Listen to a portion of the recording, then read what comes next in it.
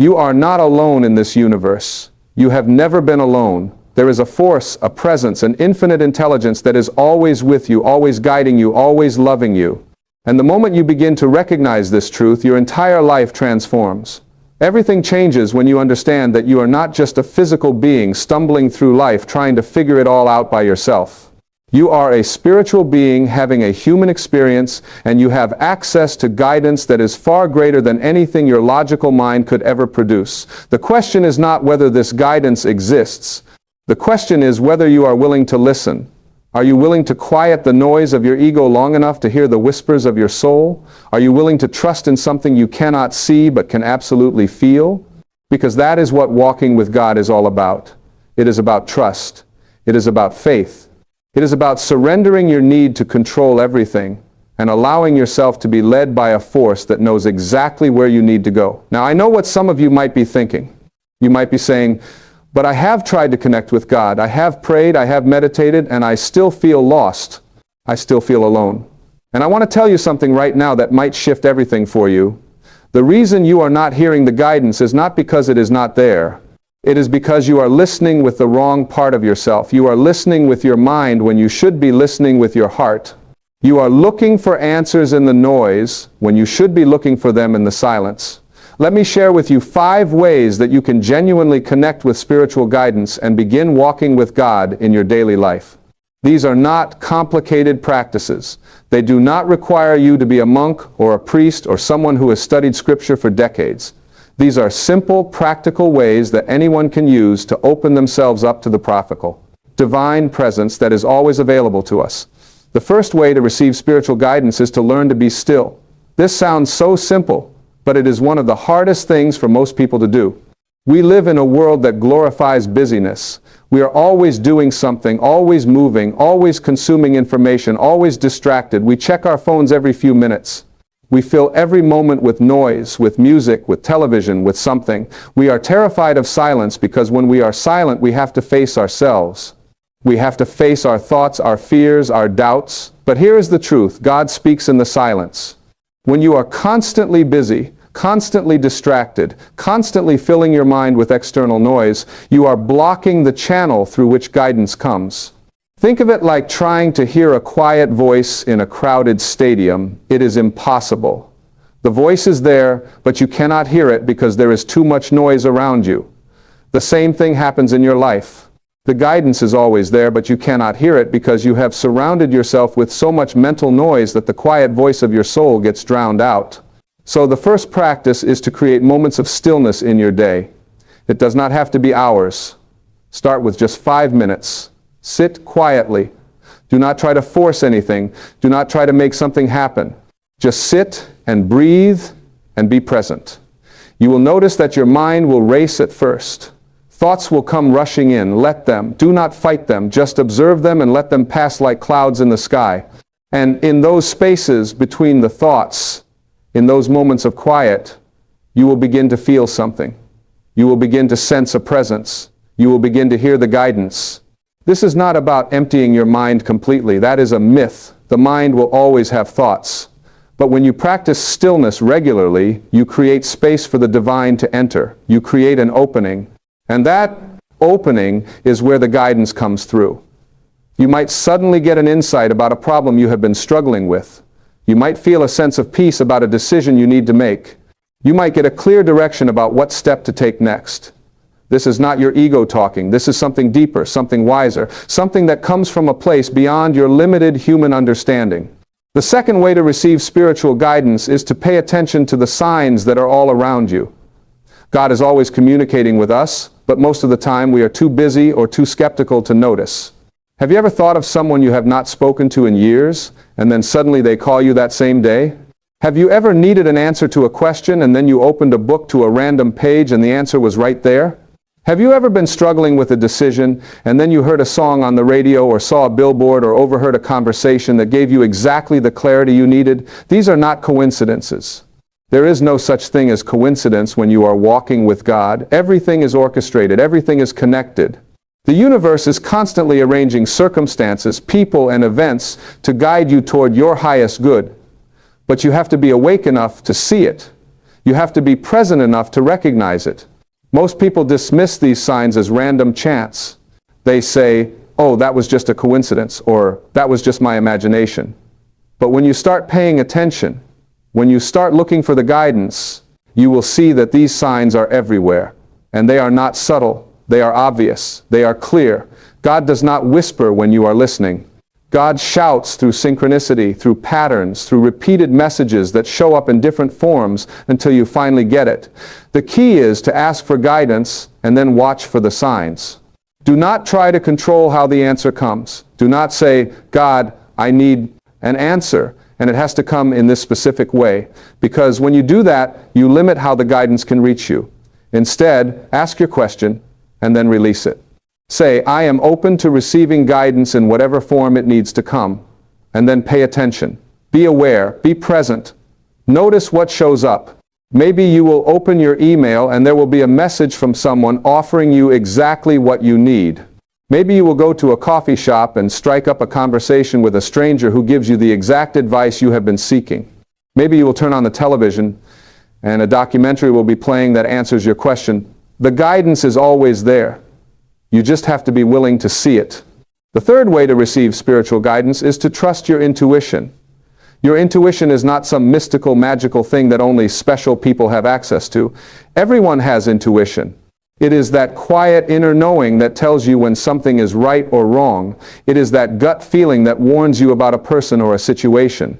It is that sense of certainty you get when you know you are on the right path, even if you cannot logically explain why. The problem is that most of us have been taught to ignore our intuition. We have been taught to trust only what we can see, measure, and prove. We have been taught that logic and reason are superior to feelings and inner knowing, and so we override our intuition constantly. We ignore the red flags. We dismiss the warning signs. We talk ourselves out of what we know in our heart to be true because our mind tells us it does not make sense. But your intuition is how God speaks to you directly. It is your internal guidance system. It is the voice of your higher self, your soul, the part of you that is connected to the infinite intelligence of the universe. When you ignore your intuition, you cut yourself off from one of the most powerful sources of guidance available to you. Learning to trust your intuition is a practice. It takes time, it takes courage, because often your intuition will tell you to do things that do not make logical sense. It will tell you to turn down a job that looks perfect on paper because something does not feel right. It will tell you to take a chance on something even though you cannot see how it will work out. It will tell you to end a relationship that seems fine on the surface because you know in your soul that it is not aligned with who you are becoming. The more you honor your intuition, the stronger it becomes. Start with small things. When you get a feeling about something, follow it. See what happens. You will start to notice that your intuition is almost always right. And as you build trust in it, you will feel more confident following it even when the stakes are higher. Your intuition speaks to you in different ways. For some people, it is a physical sensation in their body. They feel a tightness in their chest or a flutter in their stomach. For others, it is a voice in their head, not a loud voice, but a quiet, calm knowing. For others, it is just a sense, a feeling that they cannot quite put into words, but they know is true. However, your intuition speaks to you. Learn to recognize it, honor it, trust it, because it is the voice of God within you. The fourth way to receive spiritual guidance is through meditation and prayer. Now, I know some of you might have resistance to these words. You might have had bad experiences with religion. You might associate prayer with begging or pleading with a distant God who may or may not answer. But I want to reframe these practices for you. Prayer is not about begging. Prayer is about connecting. It is about opening your heart and having a conversation with the divine. It is about expressing your gratitude, your concerns, your desires, and then being willing to listen for the response. True prayer is a two-way communication. You speak, and then you listen. You ask, and then you receive. Many people pray by listing all the things they want, and then immediately moving on with their day. They never stop to listen for the answer. They never create space for the guidance to come through. That is like calling someone on the phone, talking at them for 5 minutes, and then hanging up before they have a chance to respond. If you want to receive spiritual guidance through prayer, you have to be willing to listen. Meditation is the listening part of prayer. When you meditate, you quiet your mind and create space for the divine to speak. You do not have to sit cross-legged on a cushion for hours. You do not have to chant or do anything complicated. Meditation can be as simple as sitting quietly, focusing on your breath, and allowing yourself to be present. In that presence, in that stillness, the guidance comes. There are many forms of meditation. You can do a walking meditation where you move slowly and mindfully through nature, paying attention to the sensations in your body and the beauty around you. You can do a guided meditation where you listen to someone lead you through a visualization. You can do a mantra meditation where you repeat a word or phrase that has meaning for you. Find what works for you. The form does not matter. What matters is that you are creating regular time to be still, to be quiet, to be open. When you combine prayer and meditation, you create a powerful practice for receiving guidance. You speak your intentions, your questions, your gratitude, and then you sit in silence and allow the answers to come. And they will come. Maybe not immediately, maybe not in the way you expect, but they will come. The fifth way to receive spiritual guidance is to live in alignment with love. This might sound abstract, but it is actually very practical. Every decision you make, every action you take, every thought you think can be guided by one of two forces, love or fear. When you choose love, you align yourself with God. When you choose fear, you separate yourself from the divine. Love is the nature of God. Love is the essence of who you are at your core. When you act from love, when you speak from love, when you think from love, you are in harmony with the universe. And when you are in harmony with the universe, guidance flows to you effortlessly. You are in the flow. You are on the path. Everything becomes easier because you are not fighting against the current anymore. You are moving with it. So how do you live in alignment with love? It starts with your thoughts. You have to become aware of the thoughts you are thinking throughout the day. Are they loving thoughts or fearful thoughts? Are they thoughts of gratitude or thoughts of complaint? Are they thoughts of abundance or thoughts of lack? Your thoughts create your reality. When you think loving thoughts, you create a loving reality.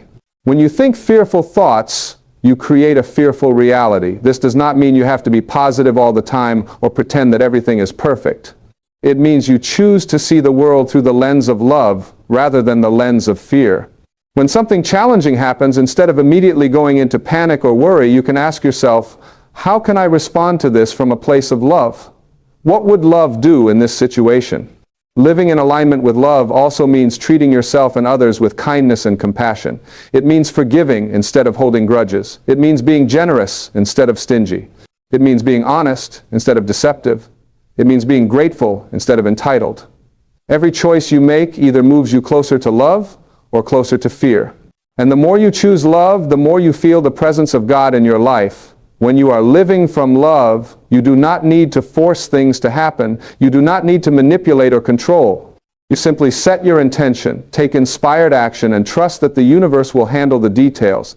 This does not mean you sit around doing nothing and waiting for things to fall into your lap. It means you do your part, and you trust that God will do His part. You plant the seeds, and you trust that they will grow. You do not dig them up every day to check on them. You water them, you give them sunlight, and you trust the process. Now, I want to talk to you about what it really means to walk with God. It does not mean your life will suddenly become perfect. It does not mean you will never face challenges or difficulties. Walking with God does not exempt you from the human experience. You will still face loss, pain, disappointment, and struggle. But when you are walking with God, you face these challenges differently. You face them with faith instead of fear. You face them knowing that you are being guided, that you are being supported, that there is a purpose to everything that happens. Walking with God means trusting that everything is happening for your highest good, even when you cannot see it in the moment. It means knowing that every challenge is an opportunity for growth. Every obstacle is an invitation to become stronger, and every setback is actually a setup for something better. One of the biggest obstacles people face when trying to connect with spiritual guidance is their own doubt. They doubt that they are worthy of receiving guidance. They doubt that God cares about their small problems. They doubt that they are capable of hearing the voice of the divine. And these doubts block the connection. You have to understand something fundamental. You are not separate from God. You are an expression of God. You are a piece of the divine having a human experience. God is not up in the sky somewhere looking down on you, judging you, deciding whether or not you deserve help. God is within you. God is the very essence of who you are. When you connect with your true self, you connect with God. They are one and the same. So when you doubt your worthiness, you are actually doubting God. You are saying that God made a mistake when He created you. You are saying that somehow you are flawed, broken, not good enough. But that is impossible. Everything that comes from God is perfect. You are perfect exactly as you are. Not perfect in the sense that you never make mistakes or never need to grow, but perfect in the sense that you are exactly where you need to be, learning exactly what you need to learn, becoming exactly who you are meant to be. Your so-called flaws, your struggles, your challenges, they are all part of your journey. They are all part of what makes you uniquely you. And God can use all of it. God can use your pain to help others who are in pain. God can use your struggles to make you stronger. God can use your mistakes to teach you wisdom. Nothing is wasted. Everything serves a purpose. When you start to see your life through this lens, everything shifts. You stop being a victim of circumstance, and you start being a co-creator of your reality. You stop asking, why is this happening to me? And you start asking, what is this teaching me? How can I grow from this? How can I use this experience to become more of who I truly am? Walking with God also means letting go of your attachment to outcomes. This is one of the hardest lessons for most people to learn. We all have ideas about how our lives should look. We have plans, goals, timelines. We think we know what is best for us. And when things do not go according to our plan, we get frustrated, angry, depressed. We think something has gone wrong. But what if nothing has gone wrong? What if everything is actually going exactly right, just not in the way you expected? What if the closed door is actually protecting you from something that would not have served your highest good? What if the delay is actually giving you time to develop skills or wisdom you are going to need for what is coming next? What if the disappointment is actually redirecting you towards something better? When you walk with God, you have to be willing to release your attachment to how you think things should be. You have to be willing to say, I will do my best. I will take action. I will follow the guidance I receive. And then I will trust that whatever happens is exactly what is supposed to happen. This does not mean you become passive.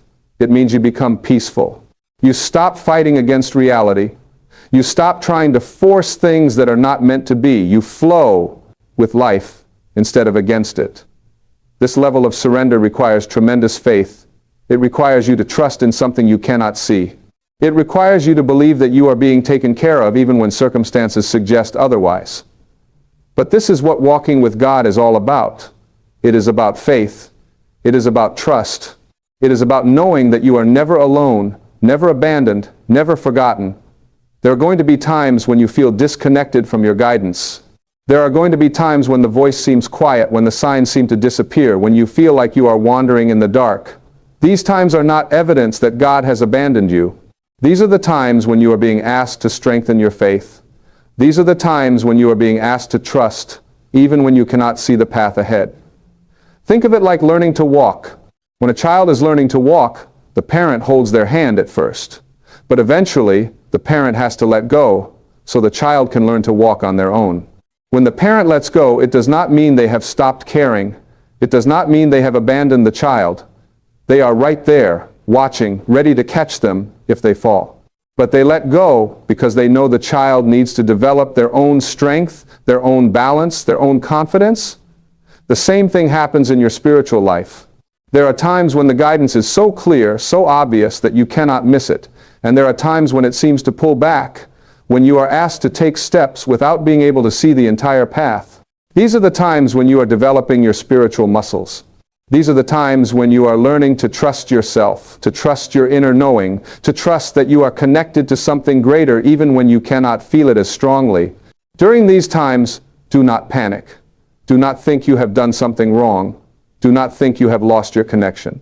Keep doing the be practices. Keep being still. Keep watching for the signs. Keep trusting your intuition. Keep praying and meditating. Keep choosing love. The connection is always there. Sometimes it is just quieter so that you can learn to listen more carefully. One of the most powerful things you can do to strengthen your connection to spiritual guidance is to keep a journal. Write down the guidance you receive. Write down the signs you notice. Write down your questions, and then write down any insights or answers that come to you. Write down your gratitude. Write down your fears and doubts so you can see them clearly and release them. When you keep a journal, you create a record of your spiritual journey. You can look back and see how you have been guided, how things have worked out, how prayers have been answered. This builds your faith. When you are going through a difficult time and you are struggling to trust, you can look back at your journal and remember all the other times when things seemed impossible and yet somehow everything worked out. You can see the evidence of God's presence in your life. Your journal does not have to be elaborate. It can be simple. Just a few sentences each day. Today I felt guided to call my friend and she really needed to hear from me. Today I was worried about money and then I got an unexpected check in the mail. Today I was feeling lost and then I saw a sign that reminded me to trust. These small moments of recognition add up. They become proof that you are being guided, that you are being cared for, that you are walking with God. Another important aspect of receiving spiritual guidance is being willing to act on it. Guidance is useless if you receive it and then ignore it. So many people pray for answers, receive clear guidance, and then second-guess it or talk themselves out of following it. They let their fear or their logic override the wisdom they received. And then they wonder why they feel stuck or why things are not working out. When you receive guidance, you have to be willing to act on it, even if it does not make sense to your logical mind, even if it seems risky, even if other people think you are crazy. This is what faith looks like in action. You receive the guidance, you trust it, and you take the step. And then you watch as the next step reveals itself. You do not need to see the entire staircase before you take the first step. You just need to trust that the next step will be there when you need it, and it always is. When you take the first step in faith, the second step appears. When you take the second step, the third step appears. This is how the path unfolds, not all at once, but one step at a time. Walking with God requires courage. It requires you to be willing to stand apart from the crowd sometimes. It requires you to be willing to disappoint people who do not understand your path. It requires you to be willing to leave situations, relationships, jobs, places that no longer serve your highest good. It requires you to be willing to say yes to things that scare you and no to things that do not align with your truth. This is not easy. Most people spend their entire lives trying to fit in, trying to please others, trying to do what is expected of them. They ignore their inner guidance because it conflicts with what others think they should do. They stay in jobs they hate because it is safe. They stay in relationships that drain them because they are afraid of being alone. They keep living someone else's version of their life because they are too afraid to claim their own.